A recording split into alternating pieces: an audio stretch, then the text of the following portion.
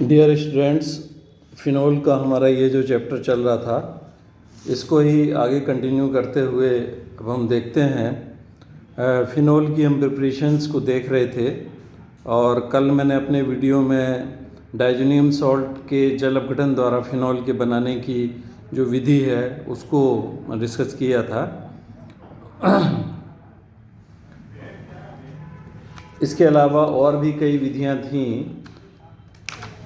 आज हम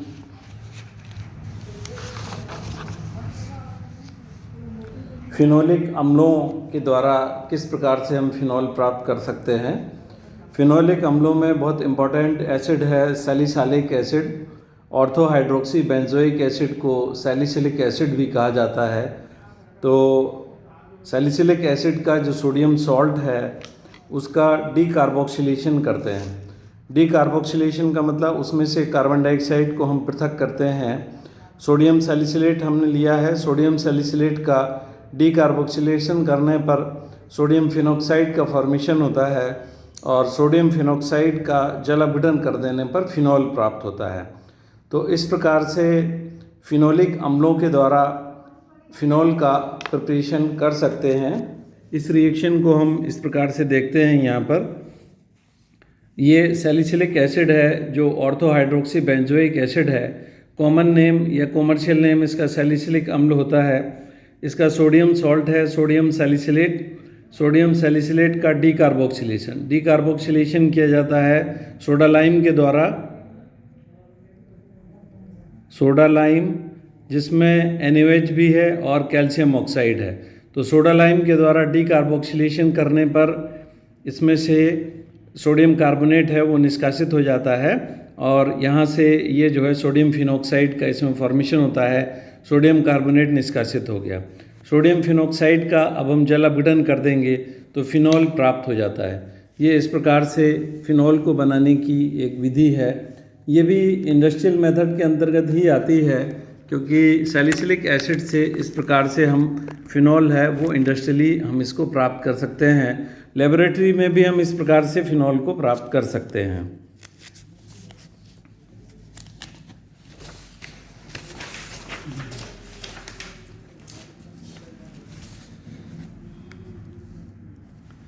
अब हम आगे स्टडी करते हैं। प्रॉपर्टीज़ ऑफ फिनोल्स हैं। फिजिकल प्रॉपर्टीज़ में हैं फिनोल एक रंगहीन क्रिस्टलीय ठोस है जो हवा व रोशनी में ऑक्सीकरण के कारण पीला। मेल्टिंग पॉइंट इसका 43 डिग्री सेंटीग्रेड होता है। तो कोल्ड वेदर में ये सॉलिडिफाई हो जाता है, जबकि अत्यधिक गर्मी अगर पड़ती है तो उसमें ये लिक्विड फेज में भी हमें प्राप्त हो सकता है। तो नॉर्मल टेम्परेचर पर है ये एक रंगहीन क्रिस्टलीय ठोस है जो हवा व रोशनी में ऑक्सीकरण के द्वारा, फिनोल में OH समूह है ये बेंजीन वलय का सक्रियण करता है और इसके कारण इसका जो है ऑक्सीकरण भी वायु में और रोशनी के प्रभाव से काफ़ी ज़्यादा हो जाता है और इसके कारण इसका जो रंग है वो पीला हो जाता है। इसमें फिनोलिक गंध होती है। फिनोल्स की अपनी एक स्पेसिफिक स्मेल होती है जिसके द्वारा हम इसको पहचान सकते हैं। बॉइलिंग पॉइंट 182 डिग्री सेंटीग्रेड है। Melting point 43 degree centigrade. जल में अल्पविलेय होता है। वाटर के अंदर है इसकी सॉल्युबिलिटी है वो कम होती है रूम टेम्परेचर पर। यहाँ पर ये क्वेश्चन आता है कि फिनोल जल में अल्पविलेय होते हैं जबकि अल्कोहल प्रत्येक अनुपात में विलेय होते हैं। तो उसका कारण भी हम लोग स्पष्ट कर सकते हैं कि फिनोल में OH ग्रुप तो है, साथ में इसमें बेंजीन वलय भी उपस्थित है। बेंजीन वलय की वजह से ये हाइड्रोजन बॉन्ड है वो वाटर के साथ उतना आसानी से नहीं बना पाता है। तो इसलिए इसकी जो विलेयता है वो जल के अंदर काफ़ी कम होती है।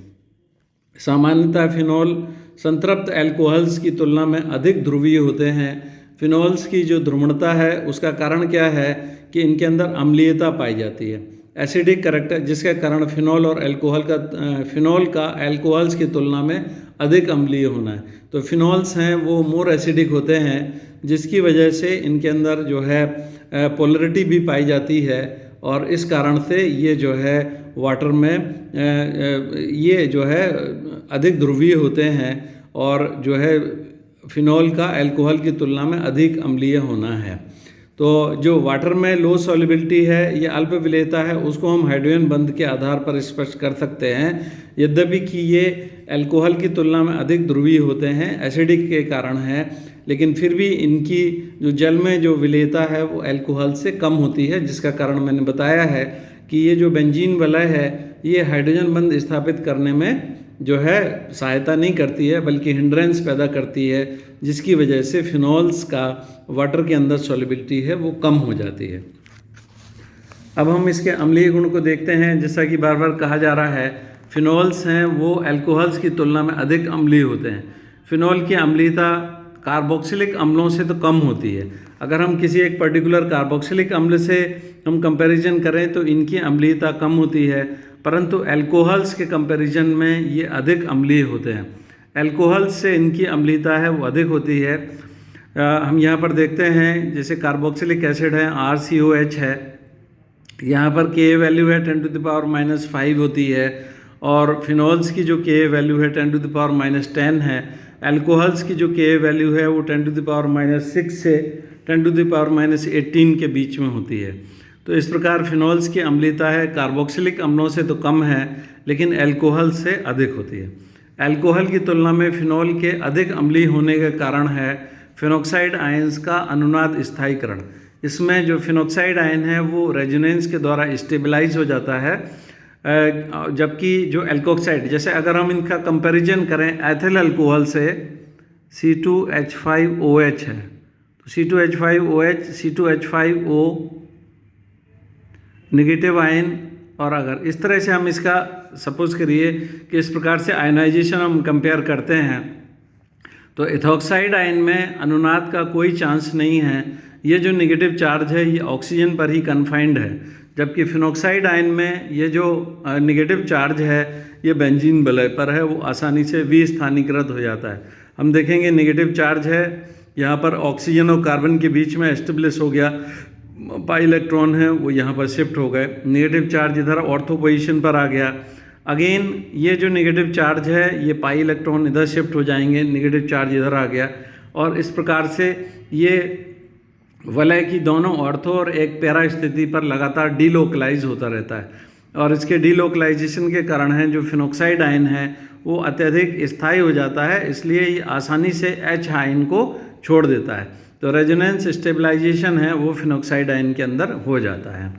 फिनॉल्स के लिए भी कई अनुनादी संरचनाएं हैं वो हम बना सकते हैं। फिनॉल्स की इस प्रकार से रेजोनेटिंग स्ट्रक्चर्स है वो हम फॉर्म कर सकते हैं। फिनॉल इटसेल्फ में भी जो बेंजीन वलय है वो ऑक्सीजन के जो लोन पेयर ऑफ इलेक्ट्रॉन है उसको खींच करके, और इस पर जो वलय है यहाँ पर है वो जो है इलेक्ट्रॉन्स का डीलोकलाइजेशन होने लगता है, और इस प्रकार से ऑक्सीजन पर पॉजिटिव चार्ज डेवलप हो जाता है, और जो वलय हैं वहाँ पर भी नेगेटिव चार्ज डेवलप। ऑक्सीजन पर जो ये पॉजिटिव चार्ज डेवलप हो रहा है, ऑक्सीजन पर ये डेवलप हो रहा है जो पॉजिटिव चार्ज, इसकी वजह से ये बहुत आसान, क्योंकि ऑक्सीजन आसानी से पॉजिटिव चार्ज को नहीं रखना चाहता है, तो ये हाइड्रोजन को H पॉजिटिव के रूप में रिलीज भी कर देता है। ऑक्सीजन परमाणु पर धनावेश के कारण यह H आयन को आसानी से त्याग देता है, जिससे कि इसमें अम्लीयता का गुण है वो प्रकट हो जाता है। तो फिनॉल के लिए भी कई सारी अनुनादी संरचनाएं हमारी बन जाती हैं, और इसमें मैंने बताया है कि अगर जो बेंजीन वलय है वो इसके ऑक्सीजन के लोन पेयर ऑफ इलेक्ट्रॉन को खींचेगी तो जाहिर है ऑक्सीजन के ऊपर पॉजिटिव चार्ज डेवलप हो जाएगा। ये डेवलप्ड पॉजिटिव चार्ज जो ऑक्सीजन पर है, अब ऑक्सीजन है वो इलेक्ट्रोनेगेटिव एलिमेंट है, और वो नेगेटिव चार्ज को तो रखना चाहता है, पॉजिटिव चार्ज को अधिक नहीं रखना चाहता है, तो ये हाइड्रोजन को H पॉजिटिव के रूप में है वो आसानी से रिलीज़ कर देगा, और जो है ये हाइड्रोजन को H पॉजिटिव के रूप में रिलीज़ कर देगा, जिसकी वजह से ये एसिडिक हो जाएगा। ऑक्सीजन परमाणु पर धनावेश के कारण यह H आयन को आसानी से त्याग देता है, जिससे कि अम्लीयता का गुण प्रकट होता है। तो ये भी कारण है। तो फिनॉल में इटसेल्फ रेजोनेंस के कारण फिनॉक्साइड आयन जो बना है उसके स्थायित्व के कारण, जैसा कि हमने ऊपर रेजोनेटिंग स्ट्रक्चर्स में देखा है, एज वेल एज जो है अगर हम इसकी एनर्जी प्रोफाइल के केस में यहाँ पर देखते हैं, एनर्जी पैरामीटर्स में देखते हैं, तो हम यहाँ पर देखेंगे कि जो फिनॉक्साइड आयन है ये इस प्रकार से फिनॉल है, ये जो है आयनाइज होकर के फिनॉक्साइड आयन और H आयन दे रहा है, और अल्कोहल है ये आयनाइज होकर के एल्कोक्साइड आयन और H आयन दे रहा है। अब यहाँ पर है जो स्टेबलाइजेशन में देखें अगर हम एनर्जी पैरामीटर में, तो जो फिनॉक्साइड आयन है उसकी जो एनर्जी है वो काफ़ी कम है और एल्कोक्साइड आयन है वो हायर एनर्जी लेवल पर है। इस प्रकार से हम देखेंगे कि फिनॉक्साइड आयन है उसमें लार्जर रेजोनेंस स्टेबलाइजेशन हो रहा है, जो फिनॉक्साइड आयन है वो लोअर लेवल पर है। हम जानते हैं कि एनर्जी के पैरामीटर में जो भी मोइटी या जो भी स्पीसीज़ लो एनर्जी के लेवल पर होती है तो वो अधिक स्थायी है। तो यहाँ पर फिनॉक्साइड आयन है उसका स्थायित्व तो ज़्यादा है, एल्कोक्साइड आयन का कम है। तो इस प्रकार से हमने एनर्जी पैरामीटर्स के आधार पर, फिनॉक्साइड आयन के रेजोनेंस के आधार पर और फिनॉल इटसेल्फ में होने वाली रेजोनेंस के आधार पर सत्यापित कर दिया कि जो फिनॉल है वो जो है ज़्यादा एसिडिक क्यों होते हैं अल्कोहल्स के कंपैरिजन में। अब हम देखेंगे, हमने शुरू में बताया था कि फिनॉल की जो अम्लीयता है वो कार्बोक्सिलिक अम्लों से तो कम होती है लेकिन अल्कोहल से ज़्यादा होती है। अब हम इसको देखेंगे जो है डिफरेंट पॉइंट ऑफ व्यू से कि कार्बोक्सिलिक अम्लों से फिनॉल क्यों ज़्यादा अधिक अम्लीय होते हैं।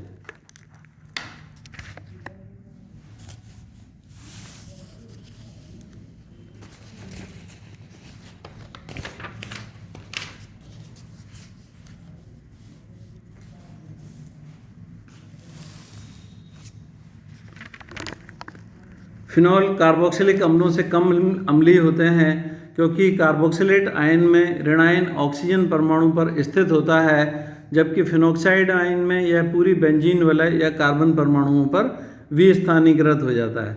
तो यहाँ पर हम देखेंगे कार्बोक्सिलिक अम्ल है, ये कार्बोक्सिलेट एनाइन बना और H आयन हमें प्राप्त हो गया।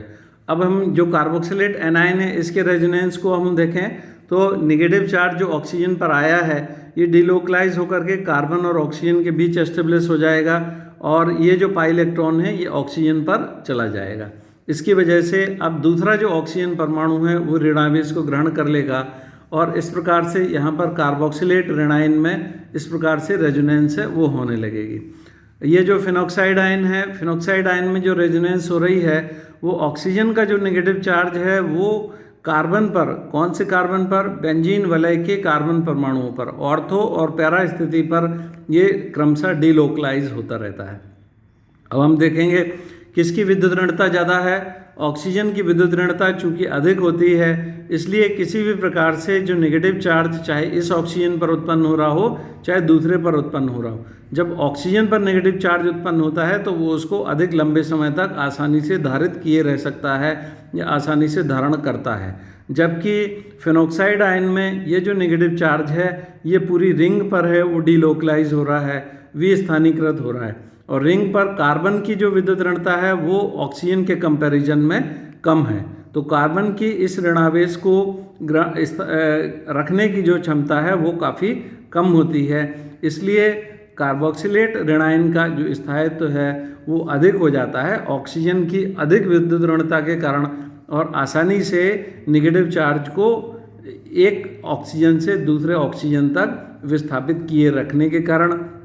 यहाँ पर फिनॉक्साइड आयन में कार्बन पर नेगेटिव चार्ज जो आ रहा है वो कार्बन की विद्युत ऋणता अधिक ना होने के कारण इसका जो स्थायीकरण है वो इसके कंपैरिजन में कुछ कम होता है, इसलिए कार्बोक्सिलिक अम्ल है वो अधिक जो है स्टेबल हो जाते हैं। कार्बोक्सिलिक अम्ल के जो कार्बोक्सिलेट आयन हैं वो अधिक स्टेबल हो जाते हैं और कार्बोक्सिलिक अम्लों की अम्लीयता अधिक हो जाती है। क्योंकि ऑक्सीजन की विद्युत ऋणता कार्बन से अधिक होती है अतः कार्बोक्सिलेट आयन का स्थायित्व फिनॉक्साइड आयन से अधिक हो जाता है। अब है अम्लीयता पर प्रतिस्थापियों का प्रभाव है।